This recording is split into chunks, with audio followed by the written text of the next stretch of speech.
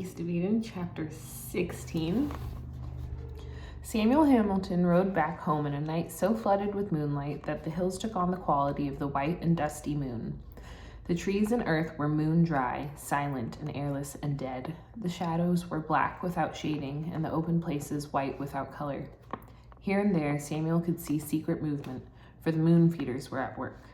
The deer which browse all night when the moon is clear and sleep under thickets in the day. Rabbits and field mice and all other small hunted that feel safer in the concealing light crept and hopped and crawled and froze to resemble stones or small bushes when ear or nose suspected danger.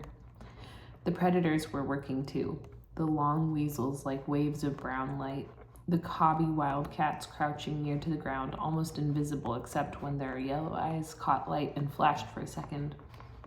The foxes sniffling with pointed upraised nose for a warm-blooded supper, the raccoons padding near still water, talking frogs. The coyotes nuzzled along the slopes and, torn with sorrow joy, raised their heads and shouted their feeling, half keen, half laughter, at their goddess moon. And over all the shadowy screech owls sailed, drawing a smudge of shadowy fear below them on the ground. The wind of the afternoon was gone, and only a little breeze, like a sigh, was stirred by the restless thermals of the warm, dry hills. Doxology's loud, offbeat hoof steps silenced the night people until after he had passed. Samuel's beard glinted white, and his graying hair stood up high on his head. He had hung his black hat on his saddle horn. An ache was on the top of his stomach, an apprehension that was like a sick thought. It was a Weltschmerz, which we used to call Welsh rats, the world sadness that rises into the soul like a gas and spreads despair so that you probe for the offending event and can find none. Samuel went back in his mind over the fine ranch and the indications of water. No Welsh rats could come out of that unless he sheltered a submerged envy. He looked in himself for envy and could find none. He went on to Adam's dream of a garden like Eden and to Adam's adoration of Kathy. Nothing there, unless his secret mind brooded over his own healed loss. But that was so long ago he had forgotten the pain. The memory was mellow and warm and comfortable now that it was all over. His loins and his thighs had forgotten hunger. As he rode through the light and the dark of tree shade and open, his mind moved on. When had the Welsh rat started crawling in his chest? He found it then, and it was Kathy, pretty, tiny, delicate Kathy. But what about her? She was silent, but many women were silent. What was it? Where had it come from? He remembered that he had felt an imminence akin to the one that came to him when he held the water wand. And he remembered the shivers when the goose walked over his grave. Now he had pinned it down in time and place and person. It had come at dinner, and it had come from Kathy. He built her face in front of him and studied her wide-set eyes, delicate nostrils, mouth smaller than he liked, but sweet, small, firm chin. And back to her eyes. Were they cold? Was it her eyes? He was circling to the point. The eyes of Kathy had no message, no communication of any kind. There was nothing recognizable behind them. They were not human eyes. They reminded him of something. What was it? Some memory, some picture. He strove to find it, and then it came of itself. It rose out of the years, complete with all its colors and its cries, its crowded feeling. He saw himself, a very little boy, so small that he had to reach high for his father's hand. He felt the cobbles of Londonderry under his feet, and the crushing gaiety of the one big city he had seen. A fair it was, with puppet shows and stalls of produce and horses and sheep penned right in the street for sale or trade or auction, and other stalls of bright-colored knickknackery desirable, and because his father was gay, almost possessible. And then the people turned like a strong river, and they were carried along a narrow street as though they were chips on a flood tide, pressure at chest and back, and the feet keeping up. The narrow street opened out to a square, and against the gray wall of a building there was a high structure of timbers and a noosed rope hanging down. Samuel and his father were pushed and bunted by the water of people, pushed closer and closer. He could hear in his memory ear his father saying, "It's no thing for a child. It's no thing for anybody, but less for a child." His father struggled to turn, to force his way back against the flood wave of people, Let us out. Please let us out. I have a child here. The wave was faceless, and it pushed without passion. Samuel raised his head to look at the structure.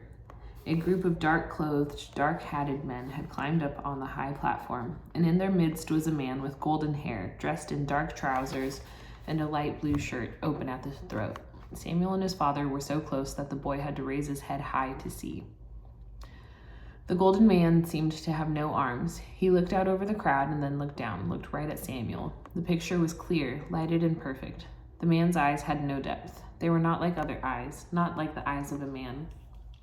Suddenly, there was a quick movement on the platform, and Samuel's father put both his hands on the boy's head so that his palms cupped over the ears and his fingers met behind. The hand forced Samuel's head down and forced his face tight in against his father's black best coat. Struggle as he would, he could not move his head. He could see only a band of light around the edges of his eyes, and only a muffled roar of sound came to his ears through his father's hands. He heard heartbeats in his ears. Then he felt his father's hands and arms grow rigid with set muscles, and against his face he could feel his father's deep caught breathing, and then deep intake and held breath, and his father's hands trembling. A little more there was to it, and he dug it up and set it before his eyes in the air, ahead of the horse's head. A worn and battered table at a pub, loud talk and laughter. A pewter mug was in front of his father, and a cup of hot milk, sweet and aromatic with sugar and cinnamon, set before himself. His father's lips were curiously blue, and there were tears in his father's eyes. I'd never have brought you if I'd known. It's not fit for any man to see, and sure not for a small boy. I didn't see any, Samuel piped. You held my head down. I'm glad of that. What was it? I'll have to tell you. They were killing a bad man. Was it the Golden Man? Yes, it was, and you must put no sorrow on him. He had to be killed. Not once, but many times he did dreadful things, things only a fiend could think of. It's not his hanging sorrows me, but that they make a holiday of it, that it should be done secretly in the dark. I saw the Golden Man. He looked right down at me. For that even more, I thank God he's gone. What did he do? I'll never tell you the nightmare things. He had the strangest eyes, the Golden Man. They put me in mind of a goat's eyes. Drink your sweetie milk, and you shall have a stick with ribbons and a long whistle like silver. And the shiny box with a picture into it? That also, so you drink up your sweetie milk and beg no more. There it was, mined out of the dusty past. Doxology was climbing the last rise before the hollow of the home ranch, and the big feet stumbled over stones in the roadway. It was the eyes, of course, Samuel thought. Only twice in my life have I seen eyes like that, not like human eyes. And he thought, it's the night and the moon. Now what connection under heaven can there be between the Golden Man hanged so long ago and the sweet little bearing mother? Liza's right. My imagination will get me a passport to hell one day. Let me dig this nonsense out, else I'll be searching that poor child for evil. This is how we can get trapped. Now think hard and then lose it. Some accident of eye shape and eye color it is. But no, that's not it. It's a look and has no reference to shape or color. Well, why is a look evil then? Maybe such a look may have been sometime on a holy face. Now stop this romancing and never let it trouble again. Ever. He shivered. I'll have to set up a goose fence around my grave, he thought. And Samuel Hamilton resolved to help greatly with the Salinas Valley Eden to make a secret guilt payment for his ugly thoughts. Part 2. Liza Hamilton, her apple cheeks flaming red, moved like a caged leopard in front of the stove when Samuel came into the kitchen in the morning. The oak wood fire roared up past an open damper to heat the oven for the bread, which lay white and rising in the pans. Liza had been up before dawn. She always was. It was just as sinful to her to lie abed after light as it was to be abroad after dark. There was no possible virtue in either. Only one person in the world could, with impunity and without crime, lie between her crisp iron sheets after dawn, after sunup, even to the far reaches of mid-morning, and that was her youngest and last-born Joe. Only Tom and Joe lived on the ranch now, and Tom, big and red, already cultivating a fine flowing mustache, sat at the kitchen table with his sleeves rolled down as he had been mannered. Liza poured thick batter from a pitcher onto a soapstone griddle. The hot cakes rose like little hassocks, and small volcanoes formed and erupted on them until they were ready to be turned. A cheerful brown they were, with tracings of darker brown, and the kitchen was full of the good sweet smell of them. Samuel came in from the yard where he had been washing himself. His face and beard gleamed with water, and he turned down the sleeves of his blue shirt as he entered the kitchen. Rolled-up sleeves at the table were not acceptable to Mrs. Hamilton. They indicated either an ignorance or a flouting of the niceties. "I'm late, Mother," Samuel said. She did not look around at him. Her spatula moved like a striking snake, and the hotcakes settled, their white sides hissing on the soapstone. "What time was it you came home?" she asked. "Oh, it was late. Late. Must have been near 11. I didn't look, fearing to awaken you." "I did not waken," Liza said grimly, "and maybe you can find it healthy to rove all night, but the Lord God will do what he sees fit about that." It was well known that Liza Hamilton and the Lord God held similar convictions on nearly every subject. She turned and reached, and a plate of crisp hot cakes lay between Tom's hands. "How does the Sanchez place look?" she asked. Samuel went to his wife, leaned down from his height, and kissed her round red cheek. "Good morning, Mother. Give me your blessing." "Bless you," said Liza automatically. Samuel sat down at the table and said, "Bless you, Tom. Well, Mr. Trask is making great changes. He's fitting up the old house to live in." Liza turned sharply from the stove. "The one where the cows and pigs have slept the years?" "Oh, he's ripped out the floors and the window casings, all new and new painted." "He'll never get the smell of pigs out," Liza said firmly. "There's a pungency left by a pig that nothing can wash out or cover up." "Well, I went inside and looked around, Mother, and I could smell nothing except paint." "When the paint dries, you'll smell pig," she said. "He's got a garden laid out with spring water running through it, and he set a place apart for flowers, roses and the like, and some of the bushes are coming clear from Boston." "I don't see how the Lord God puts up with such waste," she said grimly. "Not that I don't like a rose myself." "He said he'd try to root some cuttings for me," Samuel said. Tom finished his hotcakes and stirred his coffee. "What kind of a man is he, Father?" "Well, I think he's a fine man, has a good tongue and a fair mind. He's given to dreaming." "Here now, the pot blackguarding the kettle," Liza interrupted. "I know, Mother, I know. But have you ever thought that my dreaming takes the place of something I haven't? Mr. Trask has practical dreams and the sweet dollars to make them solid. He wants to make a garden of his land, and he will do it too." "What's his wife like?" Liza asked. "Well, she's very young and very pretty. She's quiet, hardly speaks, but then she's having her first baby soon." "I know that," Liza said. "What was her name before?" "I don't know." "Well, where did she come from?" "I don't know." She put his plate of hot cakes in front of him and poured coffee in his cup and refilled Tom's cup. "What did you learn then? How does she dress?" "Why, very nice, pretty. A blue dress and a little coat, pink but tight about the waist. You've an eye for that. Would you say they were made clothes or store-bought?" "Oh, I think store-bought." "You would not know," Liza said firmly. "You thought the traveling suit Desi made to go to San Jose was store-bought." "Desi's the clever love," said Samuel. "A needle sings in her hands." Tom said, "Desi's thinking of opening a dressmaking shop in Salinas." "She told me," Samuel said, "she'd make a great success of it." "Salinas?" Liza put her hands on her hips. "Desi didn't tell me."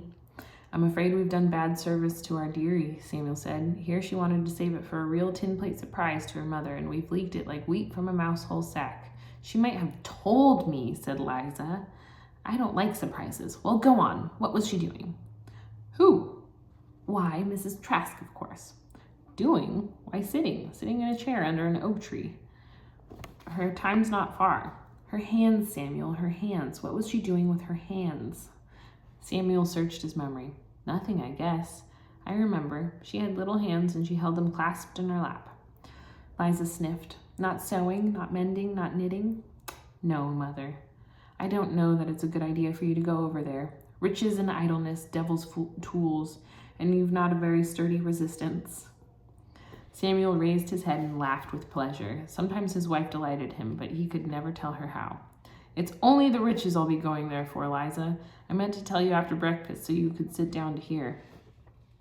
He wants me to bore 4 or 5 wells for him and maybe put windmills in storage tanks." "Is it all talk? Is it a windmill turned by water? Will he pay you, or will he come back excusing as usual?" "He'll pay when his crop comes in," she mimicked. "He'll pay when his rich uncle dies. It's my experience, Samuel, and should be yours, that if they don't pay presently, they will never pay at all. We could buy a valley farm with your promises."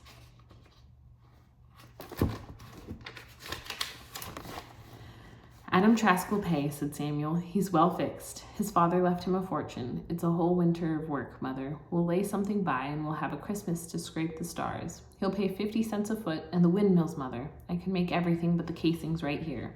I'll need the boys to help. I want to take Tom and Joe. Joe can't go, she said. You know he's delicate. I thought I might scrape off some of his delicacy. He can starve on delicacy. Joe can't go, she said finally. And who is to run the ranch while you and Tom are gone? I thought I'd ask George to come back. He doesn't like a clerk's job, even if it is in King City. Like it or not, but he can take a measure of discomfort for $8 a week. Mother, Samuel cried, here's our chance to scratch our name in the First National Bank. Don't throw the weight of your tongue in the path of fortune. Please, Mother. She grumbled to herself all morning over her work while Tom and Samuel went over the boring equipment, sharpened bits, drew sketches of windmills, new in design, and measured for timbers and redwood water tanks. In the mid-morning, Joe came out to join them, and he became so fascinated that he asked Samuel to let him go.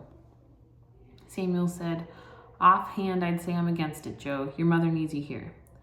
But I want to go, Father, and don't forget, next year I'll be going to college in Palo Alto, and that's going away, isn't it? Please let me go. I'll work hard.